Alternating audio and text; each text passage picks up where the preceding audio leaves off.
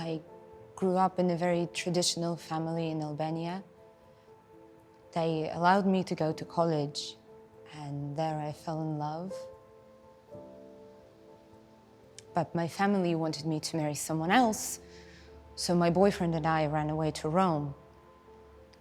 I came with my husband from Syria in hope of a better life. War is no life. They target you when you're drunk, when it's wet and cold and you're hungry, when it's 3 o'clock in the morning and you've got nowhere to go. And I rang my family, but they disowned me. He was called Ty. He was the gang leader. I was no one and he picked me. I hated my mum's new boyfriend. And now I have one of my own. We paid a criminal gang a lot of money to transport us. I was sleeping on a park bench when they approached me. Took me outside of London to pick fruit and veg. In Rome, my boyfriend became a different person. We came through Cali in the back of a lorry. We all took drugs. Not loving, saying I belonged to him. We still owed for the journey. Forcing me to perform sexual acts. I didn't want to stand out, so I took them too. We were very vulnerable. We had nowhere to live. We couldn't speak the language.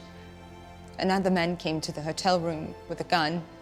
Went into a world of numbness off my face most days. And told me that he paid my boyfriend 3,000 euros for me, and that if I didn't go with him, he'd kill me. Back in 2010, I'd gone for a coffee with one of my old university lecturers who's a criminologist. It was one of those conversations that I remember so clearly because it absolutely changed the course of my life. I've been on a long journey to get as involved as I am now. Back then, I didn't even know that this was an issue that we were facing. Many years ago, I was running a day centre for homeless people in the East End of London. And it became increasingly obvious that there were a significant number of very vulnerable and exploited young women. While an operations manager for a fruit and veg business 20 years ago, my factory appeared on Panorama for the illegal employment of over 200 staff. We didn't do anything wrong, and I'll still defend that to this day, but we didn't do enough because it was going on in the business and we had no idea. So that's how I got into this. But they never asked for their own needs. The men did. They shouted loud and they made sure they got what they wanted. But the women just kind of tagged along, had a bit of something to eat and left. Unfortunately, it still goes on that people are exploited and treated terribly and held against their will.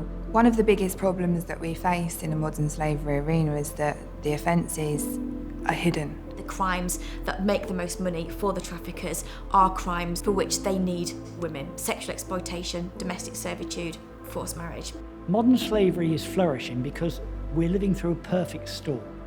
There are more and more vulnerable people who are desperate for an opportunity for work. Ways of work have changed, they're flexible, 0 hours. We don't know who's providing the food in a restaurant or making our clothes. We are more and more hungry for goods and services that are cheap, and we don't even notice really what other people are doing. We're indifferent. Finding out about modern slavery, acknowledging that it happens in our communities is the key thing. I'm still always shocked at the amount of people that don't know that this happens in our country and across the world. So the awareness raising is very important. I think we've got to have the courage to realise that if civilisation's going to work when so much is happening online and out of sight, then all of us have got to look out for each other, and modern slavery is the sort of measure of how well we're doing. What a challenge to those of us who believe in morality and values that say that everybody is precious.